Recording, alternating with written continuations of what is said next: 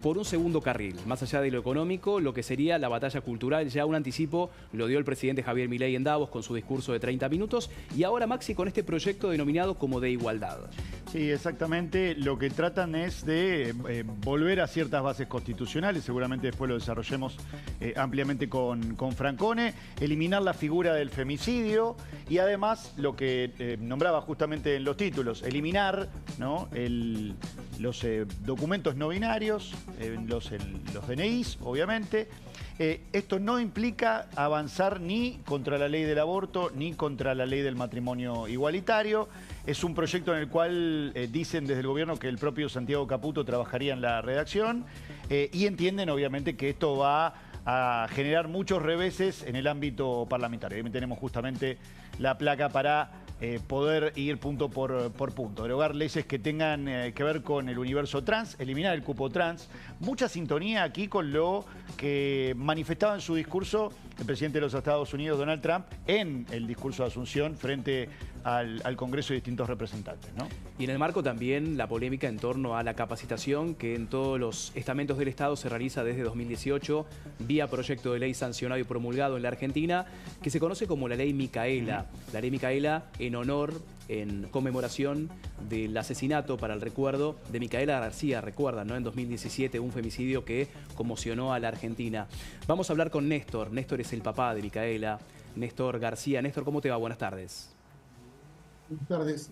Gracias por el interés. No, por favor. En principio, una primera opinión, análisis de este avance del gobierno. En especial no se habló de la de Micaela, pero que trajo quizás o elevó la vara estándar internacional en términos de capacitación de género. En primer lugar, para que esto tenga avance, tiene que haber derogación de varias leyes, digamos. La figura del femicidio lo incorpora una ley al Código Penal, en el artículo 80, del transfemicidio también. Pero me parece que con derogar leyes no alcanza, digamos, porque el ministro de Justicia de la Nación, Cunha Libarona, hablaba de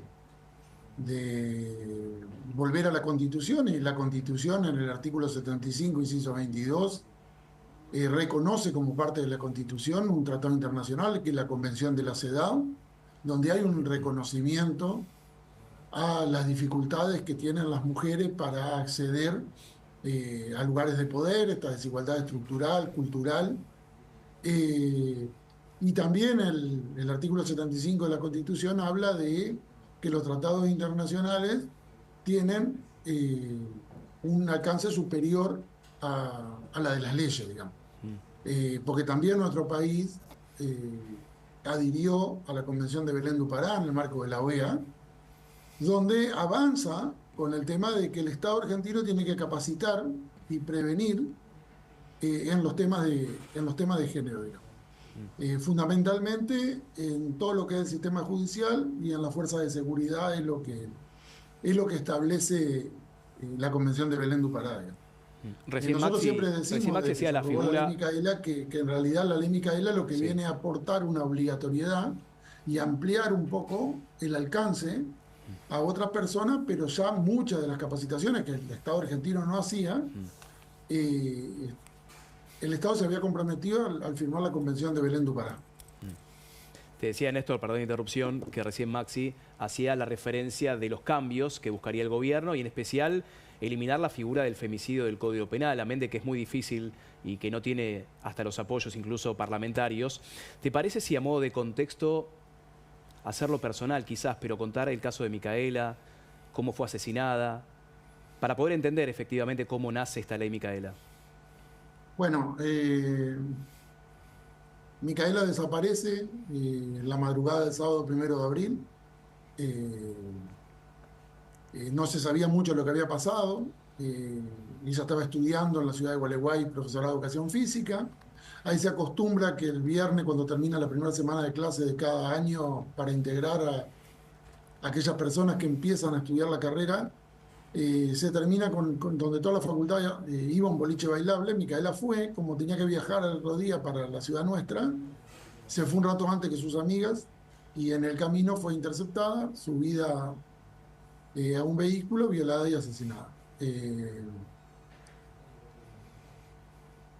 Se supo, el cuerpo de Micaela recién se encontró una semana después, el otro sábado, pero a partir del martes se supo que el vehículo pertenecía a Sebastián Wagner, que Sebastián Wagner estaba cumpliendo condena por 2 violaciones, que había zafado de otro juicio por otra violación anteriormente, que estaba con libertad condicional, que la libertad condicional se le había otorgado a un juez de ejecución de pena, Carlos Rossi, que sigue en funciones, a pesar de todo. Que tenía 7 informes psicológicos del Servicio Penitenciario de la provincia que desaconsejaban la libertad condicional porque decían que Sebastián Wagner no reconocía que violar a una mujer era algo que estuviera mal. El juez Carlos Rossi le da la libertad condicional igual, y el viernes previo al femicidio de Micaela, Sebastián Wagner intentó violar a una chica de 13 años en ese momento. Su papá intentó hacer la denuncia en algunas dependencias del Estado de la ciudad de Gualeguay y no le tomaron la denuncia a ninguna de estas dependencias, digamos. Entonces, hubo una abogada que pensó que el femicidio de Micaela se podría evitar si las personas que integran el Estado se forman en los derechos de las mujeres, la temática de género y estas cuestiones. Por eso es que surge la ley Micaela. Y detrás, ¿no? La fundación que lleva su nombre, que hace un laburo en todo el país, ¿no? Tratando de promover justamente la ley y que se implemente, ¿no? El tema de la perspectiva de género, sobre todo en la justicia. Sí, sobre todo en la justicia, pero también en los ejecutivos, digamos, porque me parece que el marco legal en nuestro país está, eh, pero no todos los organismos del Estado han aplicado la ley Micaela. Néstor, ¿has tenido algún contacto Han con adherido, pero no han aplicado, Sí. por ejemplo, en muchas provincias. Perdón, te interrumpía yo. Te decía si has tenido en algún momento contacto con el oficialismo, con la Libertad Avanza, con alguien cercano al presidente por este tema. No, porque claramente la cuestión no les interesa, digamos. Cuando surge la ley Micaela, el órgano de aplicación establecido por la ley era eh, un organismo que no recuerdo el nombre ahora, que cuando asume Alberto Fernández desaparece, y las funciones del INAM, el Instituto Nacional de las Mujeres. Las funciones que tenía el INAM pasan por un decreto presidencial a la órbita del Ministerio de las Mujeres, Género y Diversidad. En este nuevo gobierno que desaparece el ministerio, las funciones que corresponden a la autoridad de aplicación para la ley Micaela, la Secretaría de Niñez, Adolescencia y Familia, dependiendo del Ministerio de Capital Humano, que tuvo de la Torre como primer secretario, ha cambiado 4 o 5 veces.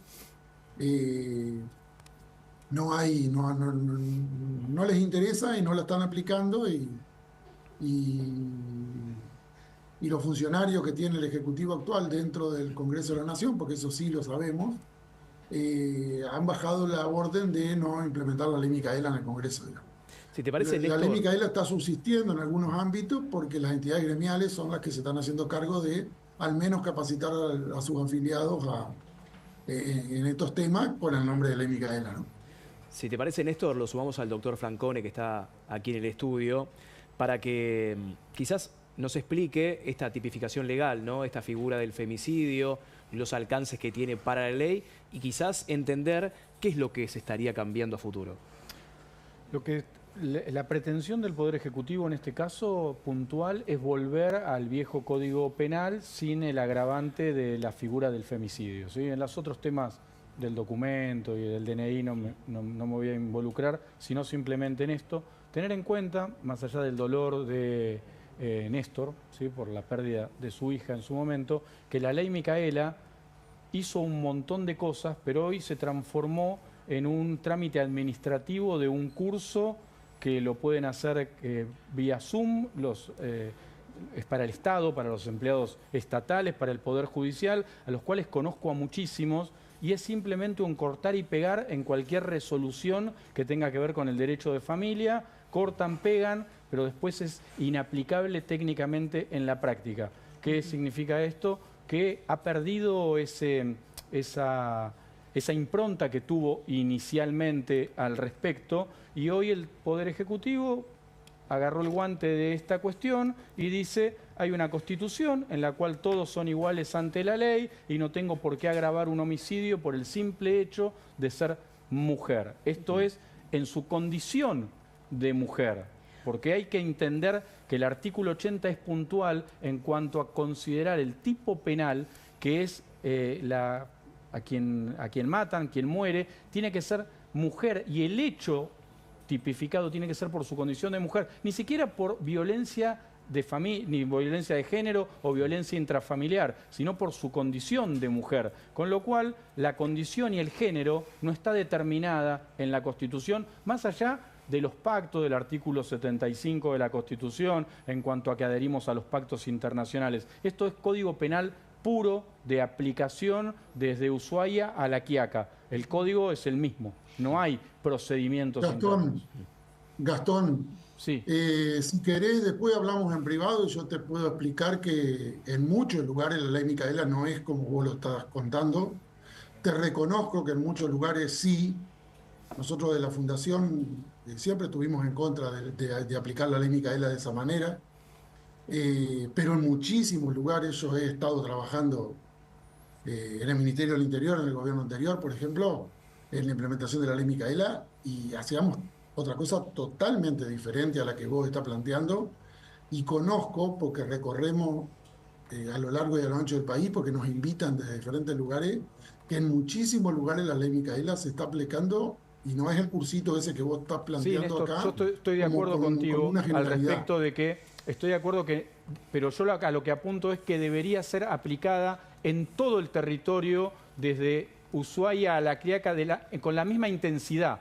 Y hay lugares en los cuales, sobre todo hoy por hoy en el conurbano bonaerense, no es aplicada como correspondería, porque siguen ejerciendo un montón de cuestiones que hacen que la ley Micaela preparase a esas personas para que esto no aconteciera. ¿Esto qué significa?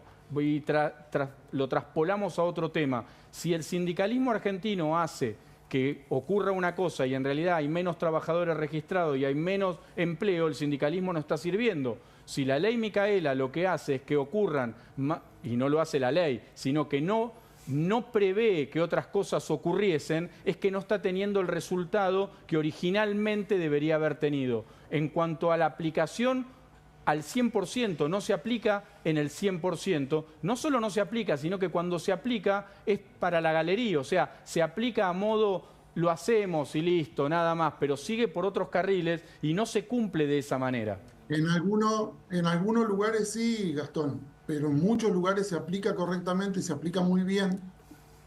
En algunos lugares ocurre tal cual lo que vos decís, pero no la eliminemos. Busquemos la forma de implementarla en el sentido que vos querés. Exactamente, eso es lo que estoy diciendo. Se aplique correctamente. ¿Por qué no vamos por ese camino?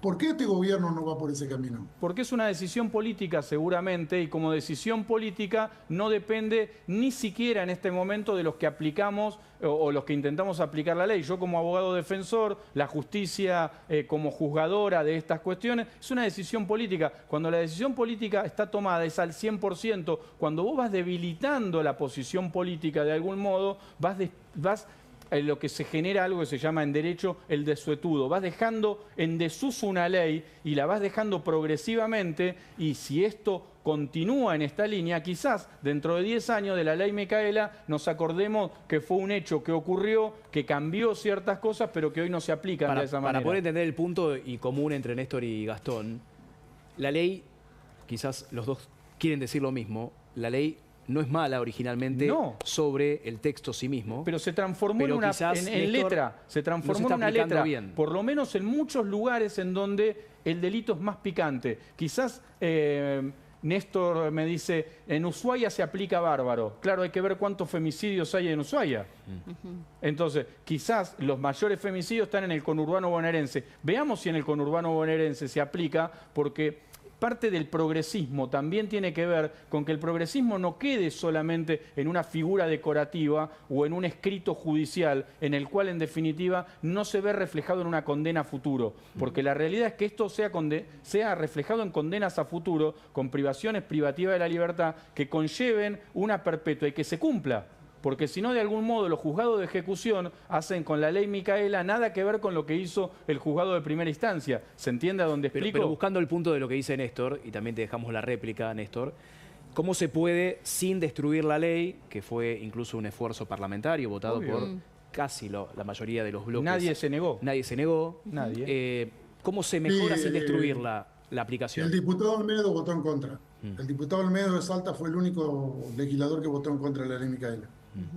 El único, creo. Sí. ¿Y cómo se mejora, por lo que dice el doctor Francone?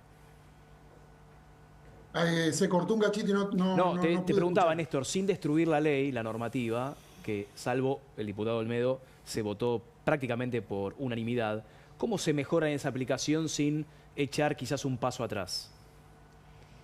Bueno, es el trabajo que nosotros estamos haciendo desde mediados del 2019, digamos, desde la fundación, tratando de mostrar una manera de aplicar la ley Micaela que fue bien establecida desde de los documentos del Ministerio de Mujeres, Género y Diversidad en el gobierno anterior, que el documento estaba bueno.